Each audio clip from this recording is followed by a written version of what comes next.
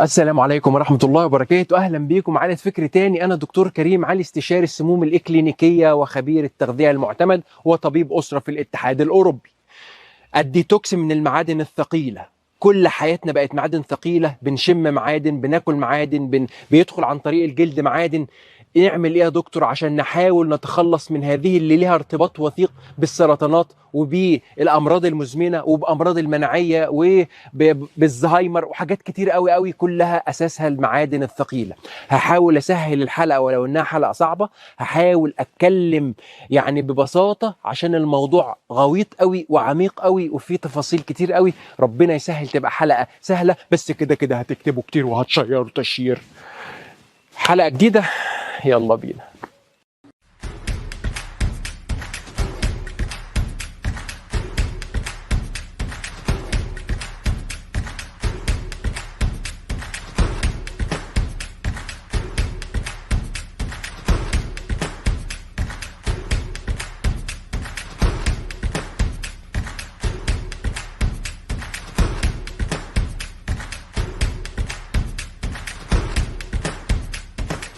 اهلا بيكم. نبتدي بالبريد اللي جالي، يعني كام ارد على سؤالين كده ثلاثه مهمين. اول حاجه يا دكتور، النسبه الطبيعيه لكذا ايه؟ النسبه الطبيعيه للضغط ايه؟ النسبه الطبيعيه للكوليسترول ايه؟ النسبه الطبيعيه للسكر ايه؟ ركزوا معايا في الحته دي قوي.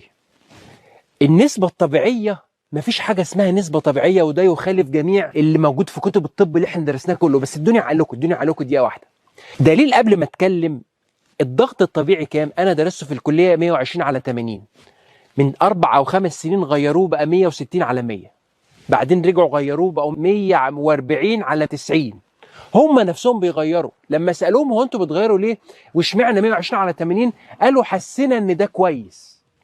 العلم بيقولوا، هم العلماء بيقولوا حسينا ان ده يعني ريزونبل، ده يعني قيمة كويسة. انا بشتري يعني كيلو سوداني، قيمة كويسة. المهم، انت جسمك، فركزوا، بيحط القيمة المناسبة استجابة للظروف الخارجية. بمعنى أنا عندي ستريس ومفيش أكسجين في المخ كويس، فيقوم معلل الضغط، ضغط الدم، عشان الدم يدخل أكتر يوصل للمخ والقلب. مثلا أنا دلوقتي عندي بعمل مجهود فالجلوكوز قل، فيقوم قلل الانسولين ورافع الجلوكوز شويه عشان الاقي حاجه احرق منها، فالجلوكوز عل في الدم. الكيتونز ليها نسبه معينه، لو انا في صيام متقطع الجسم عاوز باور يقوم معلي الكيتونز. ادي اول حاجه. فالجسم بيحط الناتج او الحاجه الطبيعيه اللي هو شايف ان هي مناسبه للظرف. انت ما تعدلش على ربنا على فكره، وما تعدلش على الجسم البشري لانه اذكى منك مليار مره، عشان بس النقطه دي تبقى مفهومه. نرجع لنقطه الكوليسترول، السؤال الثاني، بس هقفل بدي الاول. هو نسبه الكوليسترول الطبيعيه ايه يا دكتور؟ ما فيش حاجه اسمها نسبه كوليسترول طبيعيه. انت ده طبيعي بالنسبه للظرف. ايه ده؟ السؤال الثاني بقى يا دكتور، يعني حضرتك قلت في احد الحلقات ال دي ال ده ما بقاش ضار بقى، ده الناس بيقولوا ضار، بس انت بتقول نافع وبيعمل المخ وبيحمي من السرطانات وبيحمي الاسترس وبيصلح الاوعيه الدمويه يعني اسيبه عالي يا دكتور؟ ركزوا، هو سأل على القيمة بتاعته ايه. تاني حاجة ال دي ال، يعني هو كويس اسيبه عالي؟ ركزوا، لو هو عالي انا عايز اخليه في الطبيعي اللي هو ينزل شوية، ما يبقاش عالي قوي. نفع او ضار، هو كلمة انه ضار انه ده لو علي يضر، انما كلمة ان هو مش ضار، ده لو علي ده بيعمل حاجة الجسم عاوزها دلوقتي. فايه، احنا قلنا لو كلت سكريات كتير، لو انت عندك ستريس مزمن، لو انت عندك مشكله في المراره، لو عندك مشكله جينيه، فقام عالي. فانت عايز تصلح العالي ده، بافتراض ان العالي ده عالي غلط، بافتراض. طيب يبقى انا عايز ارجعه. طب ارجعه ازاي؟ اشوف الجسم علل ايه واصلح السبب، فده يقوم نازل. مش يا ناصح يا ابن الناصح، هو عالي قد دواء يقلله، او قد دواء يمنع الكوليسترول اصلا من الجسم، او المناعه متلخبطه امنع المناعه خالص وموت العيان. انتوا فهمتوا النقطه؟ صلح السبب. لو ما خدتش دواء دلوقتي للكوليسترول العالي اللي هو ال دي ال، انا قللت السكر، فالجسم يقول خلاص ملوش لازمه يعلى. انا بطلت اخد زيوت مهدرجه تبوظ لي الاوعيه الدمويه، فخلاص مفيش داعي ان ده يبقى عالي، يقوم نازل. انا دلوقتي مثلا الكبد بتاعي شغال نشيط قوي، فيقوم نازل. مفيش داعي ان انا اصلح حاجه بايظه او ان انا احط قطع غيار في الدم كتير اللي هو الكوليسترول. وصلت؟ ما عنديش اكسده كتير في الجسم اخد انتي اوكسيدنت كتير، فال دي ال يقوم راجع. فهمتوا بقى انا بفكر ازاي؟ او الطب الوظيفي، انا لا شيء، الطب الوظيفي بيفكر في ايه والطب الحديث بيفكر في ايه؟ قلل لي السبب. الضغط عالي، ايوه عشان حضرتك عايز اكسجين بزياده، لا لا لا قلل لي الضغط. السكر عالي، ما هو في ستريس حضرتك، وهكذا. لما تقلل الاستريس الجسم هينزل ال دي ال، لما الكورتيزول ينزل هينزل لوحده لان انا عالجت السبب. فهمتوا بقى يعني ايه معدل طبيعي او مش طبيعي؟ فهمتوا يعني ايه ال دي ال؟ ازاي يا دكتور لو هو يعني انت بتقول كويس اسيبه عالي؟ لا، انا قصدي تصلح السبب. هو عالي ومفيد للجسم عشان هو عاوزه في الليفل ده، عاوز تغير الليفل ده، شوف الجسم عمل ايه وصلحه. فهمتوا؟ ادخل بقى في الحلقه بتاعتي الديتوكس والمعادن الثقيله. ايه المعادن الثقيله دي يا دكتور؟ المعادن الثقيله دي بتشمل حاجات موجوده في التربه، موجوده في كل حاجه في الكون بنسبه قليله. زي ايه؟ الالومنيوم، الزئبق، الرصاص، الكادميوم. ودي حاجات لما بتكتر وتدخل الجسم بتسبب لنا مصايب. بس في معادن ثقيله تانية، الحديد والزنك والنحاس والكروميوم، دي كلها معادن على فكره، بس لو دخلت الجسم بنسب معينه تفيد الجسم. انما المعادن اللي هي مش المفروض تبقى موجوده في الجسم، اللي حبه صغيره قوي قوي قوي زي الذهب، عندنا دهب في الجسم والله، وفضه في جوه فضه، والزئبق والالومنيوم وكافه الحاجات. يبقى دي المعادن الثقيله اللي انا بتكلم عليها. طب يا دكتور الاول، المعادن الثقيله بتدخل الجسم ازاي؟ ولما بتدخل الجسم بتعمل ايه؟ كده شويه فسيولوجي. بتدخل ازاي؟ بتدخل من البنزين لما يتحرق ويبقى فيه رصاص تقوم شمينه، بتدخل عن طريق الزئبق اللي موجود في حشوات الاسنان. كانوا زمان الزئبق موجود في التطعيمات، دخل للعيال بتوع زمان. الديودرنت، المبيدات اللي هي بنرشها للعرق، فيها الومنيوم. الانابيب بتاعت الميه اللي بنشرب فيها الميه كلنا بيجيب لنا الومنيوم. الترب او الاسماك فيها زئبق. الرز فيه خرسين، وهكذا. اكل يا ربي وشرب ومبيدات حشريه والفابريكس والبلاستيكات والهدوم اللي علينا والبطاريات، كل ده معادن معادن معادن معادن. لا اله الا الله، اين نذهب في هذا الكوكب؟ يبقى دي المعادن. طب يا حضرتك يا دكتور، حصل اللي حصل ودخلت، ايه يعني مشكله كبيره؟ تعالوا نشوف المعادن الثقيله لما طبعا كل معدن ليه تسمم، بس انا هقول اجمالا. اول حاجه، المعادن دي موصله جيده للكهرباء. فلما حضرتك يجي لك زئبق والومنيوم، زئبق بالذات لما يدخل خلايا المخ، مخك يبقى موصل للكهرباء، فاي موجات التليفون تاثر عليه، تخلي فيه ذبذبه جوه مش طبيعيه. لو انت في جانب عمود نور فيه كهرباء كتير، لو انت جنب الكهرباء، كل ده بيوصل كهرباء جوه مخك. فيعمل ايه يعني؟ لما ترفع حراره المخ فندخل في زهايمر، يرفع حراره المخ فتدخل في فوق مش عارف تركز، يدخل في كهربه المخ فالذاكره تقل، ادخل في المخ ما اعرفش اركز، ما اعرفش انام. فهمتوا بتعمل ايه المعادن الالومنيوم والزئبق اللي جوه المخ؟ ماشي. الكادميوم لما يزيد، خصوصا من السجاير، نسبة مؤكدة لزيادة السرطان، لأنه عبارة عن سموم. السموم تفضل الجسم يلم فيها لغاية ما بقى مركز نفايات، تبقى خلايا سرطانية. ايه تاني يا دكتور؟ قلت الكلام ده في حلقة التوحد. الزئبق والألمنيوم لما يدخلوا الجسم يوقفوا الديتوكس الطبيعي في الجسم. مجرمين يعني. يدخل ربنا عامل الجسم ينظف نفسه من المعادن، وينظف نفسه من المعادن الثقيله ومن كل حاجه، ده يقوم قافل الميكانيزم اللي ينظف الجسم من الايه؟ من المعادن، بيحمي نفسه بنفسه. فالديتوكس في جسمك يبوظ لو هو في معادن، بدليل ان الناس اللي عندها تسمم معادن ثقيله الشعر نظيف والضوافر. ليه؟ لانه وقف طريقه الجسم انه يتخلص من المعادن في الشعر وفي الضوافر، قفل الديتوكس. النقطه اللي بعد كده، بيبوظ هرمونات الجسم، يبوظ الكورتيزول، تلاقيه بايظ، الغده الدرقيه تلاقيها ضربت منك، الغده الفوق كظريه تلاقيها مش شغاله، الثايمس مش ما تلاقيهاش شغاله، كل بقى الغده تبتدي تتضرب واحده ورا واحده لان في معادن ثقيله في الجسم.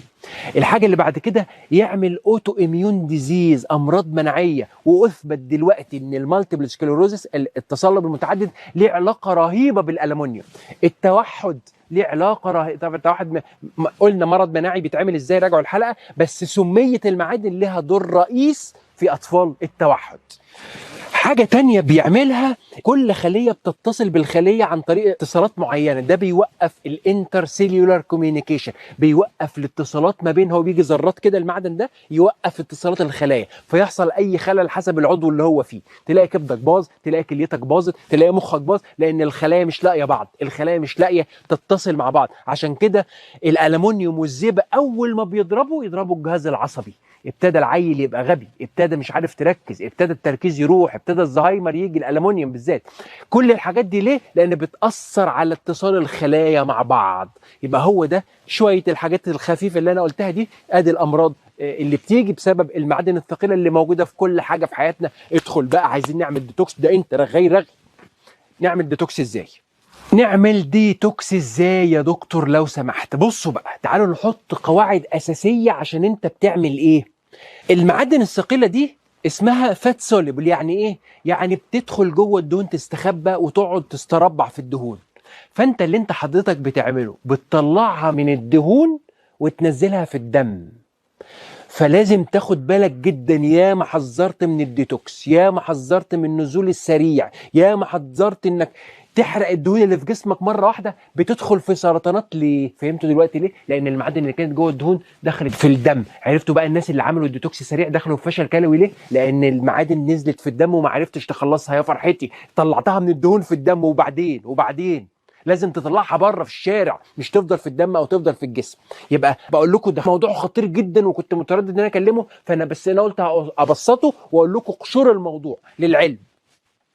يبقى اول حاجه لازم يكون جسمك صحيح. حضرتك واحد عنده سرطان عايزين نعمل له ديتوكس، نعم ماذا اقول؟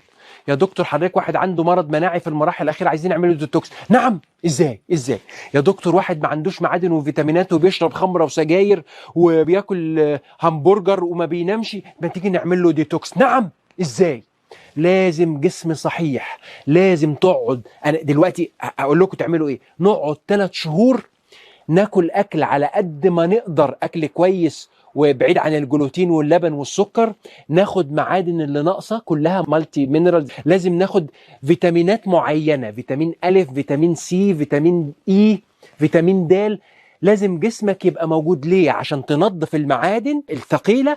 لازم كبدك يبقى بيرفكت وكليتك تبقى بيرفكت. فانت لو فيهم اي خلل لنقص معدن معين هتروح في داهيه. انت اللي يحضر العفريت يصرفه يا ولد اخوي. احنا دلوقتي بنحضر عفريت المعادن، فلازم نبقى قادرين على صرفه بره الجسم. وصلت؟ يبقى لازم تبقى بني ادم قوي وتستعد له ب3 شهور.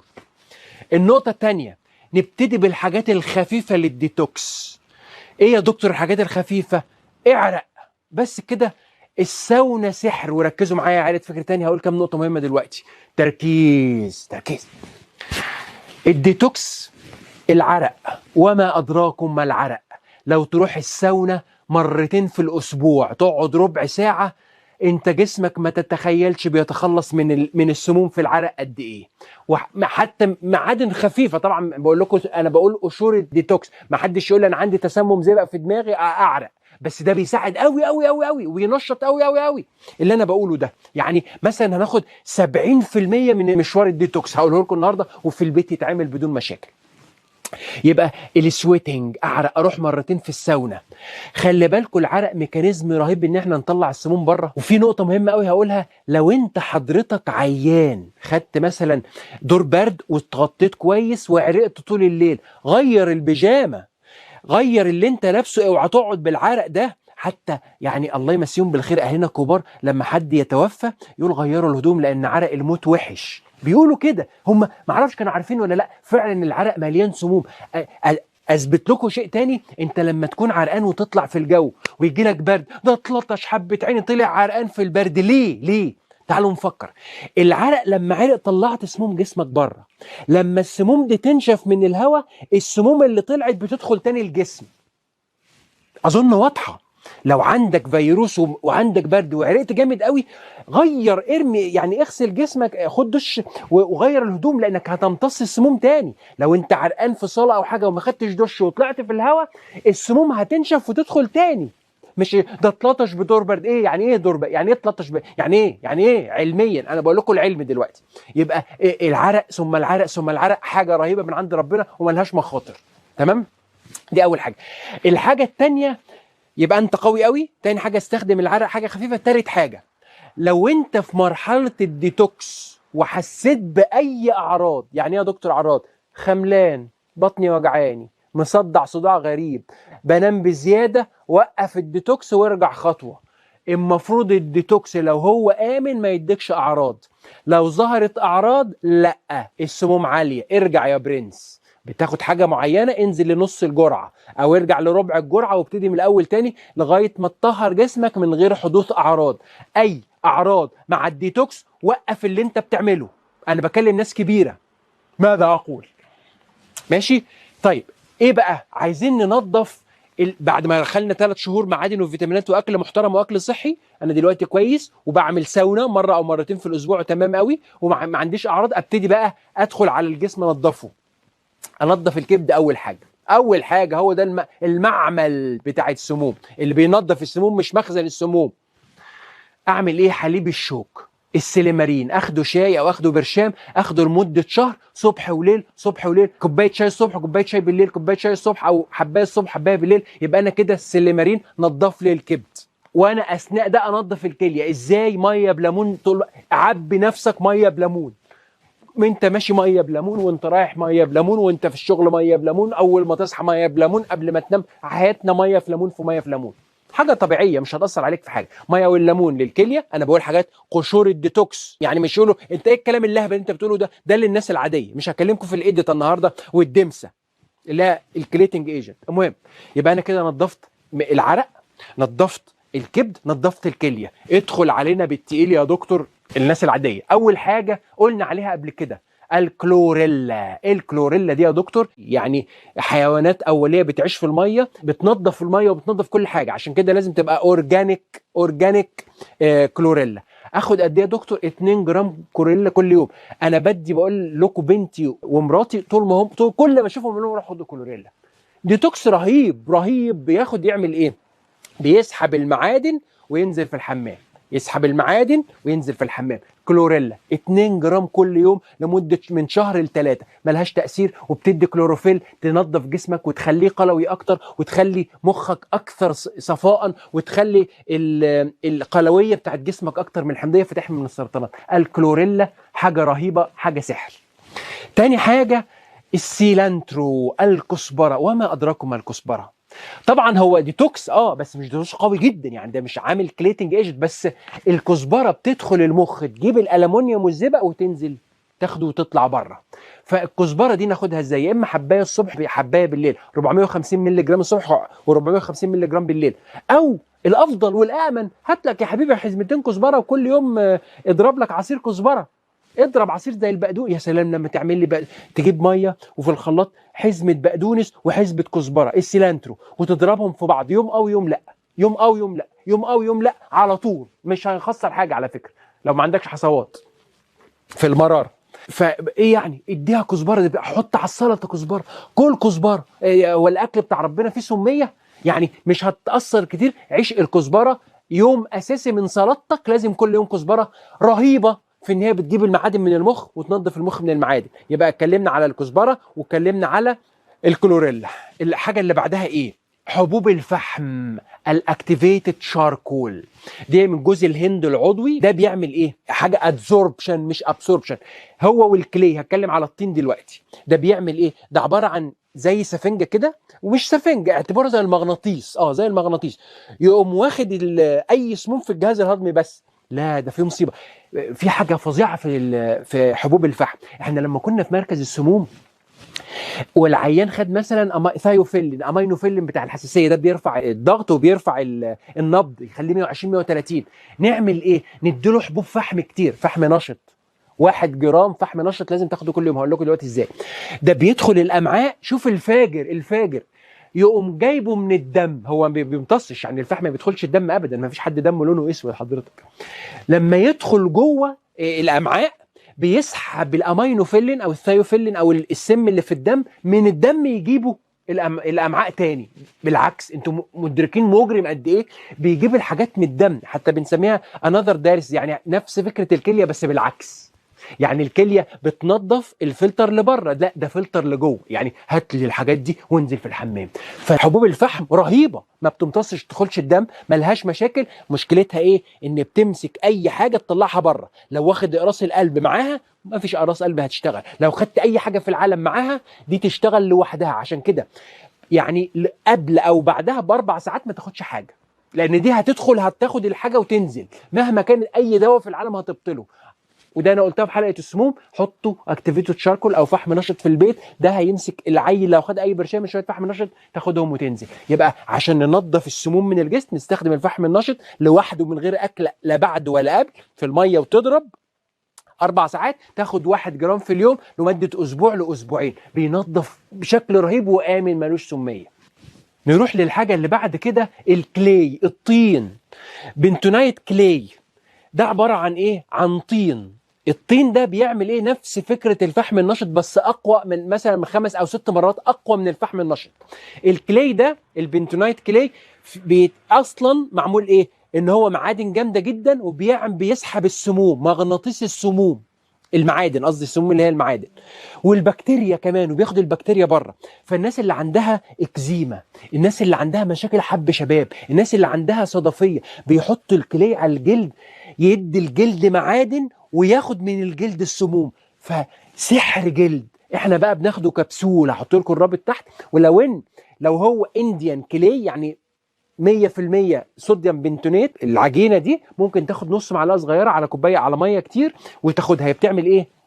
هي عباره عن نيجاتيف شارج، يعني شحنات سالبه، فتاخد اي حاجه موجبه، ومعظم المعادن موجب، فتاخد لك المعادن، تاخد اي حاجه موجب زي المغناطيس بالظبط. يبقى بس انا هحط لكم، سيبك من الكليه، هحط لكم الكبسولات معمول على هيئه كبسولات عشان تاخدها في المعده. الكلي ده رهيب، لو تاخد كل يوم قرصين ما بيمتصش، ما بتاخدش الدم، نفس فكره الايه؟ الشاركول. يسحب لك المعادن من جسمك، ويسحب لك المعادن من الامعاء، ويسحب لك المعادن من الخلايا، ويسحب البكتيريا، ويقوم نزل كتر الف خيره والله. الست اللي عايزه بشرتها فيها معادن وما تعجزش وتنظف البشره وما بتعملش ماسك، طين البنتونايت ده انت خسرانك كتير. حاجه بعد كده، وده النهارده يعني توب الحلقه، الايه الفا ليبويك اسيد.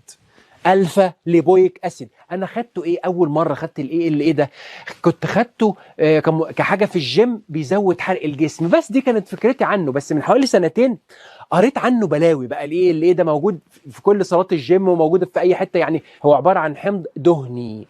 بيعمل ايه بقى؟ اول حاجه بيعمل ديتوكس فاي للجسم، بينظف جسمك من المعادن بشكل رهيب، دي حاجه. تاني حاجة بيقلل السكر في الدم، يعني الناس اللي عندها سكر ومشيت على الايه 600 مللي جرام كل يوم، كسبوا حاجتين: ما قللوا السكر وعالجوا الاعصاب الطرفيه، لانه بيسود الاكسجين في الاطراف اللي هو الاعصاب. كل الدكاتره عارفين، على فكره ده مش مستحضر غريب، كل الدكاتره بتوع البطنه وبتوع السكر وبتوع التخسيس عارفين الايه وفوائده العظيمه للبشريه.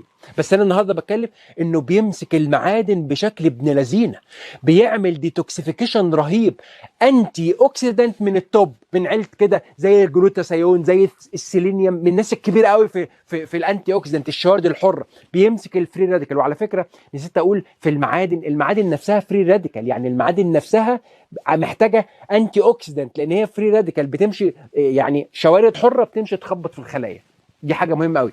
مهم قوي بينظف الكبد، ليه مهم قوي بينظف المخ، بياخد المعادن من المخ وبياخد الشوارد الحره التانيه من المخ، فتحس ان مخك فاق كده، تحس انه صح. انا لما خدته عشان كنت قلت ان هو بيخسس، طبعا انا ما كنتش زايد قوي فنتيجته ضعيفه قوي كتخسيس، انما يفتح المخ حلو قوي، ينشط الكبد، ياخد منك المعادن، يقلل لك نسبه الالتهابات في الجسم.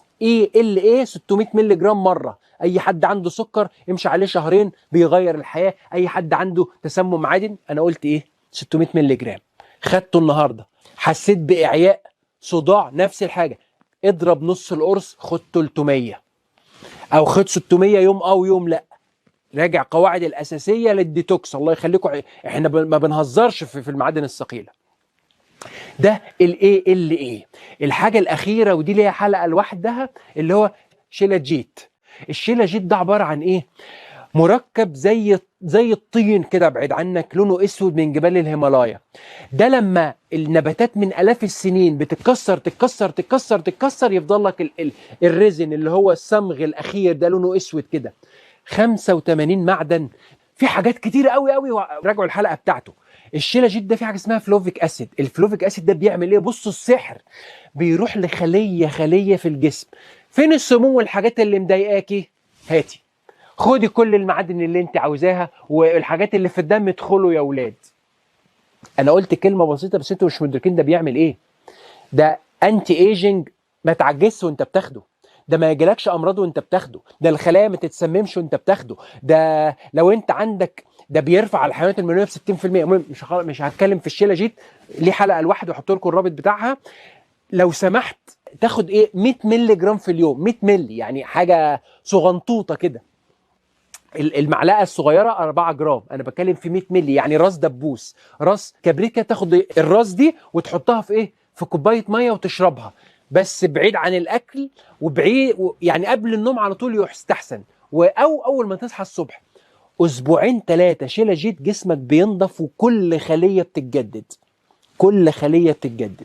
حاجه بعد كده، اشرب ميه كتير، لان الميه دي توكس طبيعي طول ما انت قاعد، مهمه الميه قوي. وزي ما قلت ممكن تحط عليها ليمون. يا رب الحلقه دي ما تكونش صعبه. الديتوكس شيء خطير. انا قلت لكم الحاجات الامان اللي ممكن نعملها، اللي اي حد ممكن يعملها، اللي ما فيهاش خطوره غير ان انا اعمل بايديتا، او اعمل في مركز متخصص سموم، ان انا بحاجه في الوريد، او برشام لمده شهرين 3. فانا قلت لكم دلوقتي امن الطرق اللي نعمل بيها واحنا في البيت بشويه كزبره. طبعا مش هتبقى 100%. لو انت شاكك ان عندك تسمم معادن تقيل، روح لو سمحت المركز ديتوكس، روح لو سمحت المركز طب طبيعي او طب وظيفي، روح لدكتور سموم يعمل لك تحت اشراف من 3 ل 6 شهور تخلص من السموم. انا قلت لكم الحاجات البسيطه. يا رب تبقى حلقه سهله. يعني انا ظهري وجعني الصراحه في هذه الحلقه. شكرا لكم ان انتم كملتوا معايا لاخر الحلقه. اللي عايز استشارات خاصه، الموقع الرسمي فقط فكرتاني.com. وما توفيقي الا بالله، عليه توكلت واليه انيب. السلام عليكم، باي.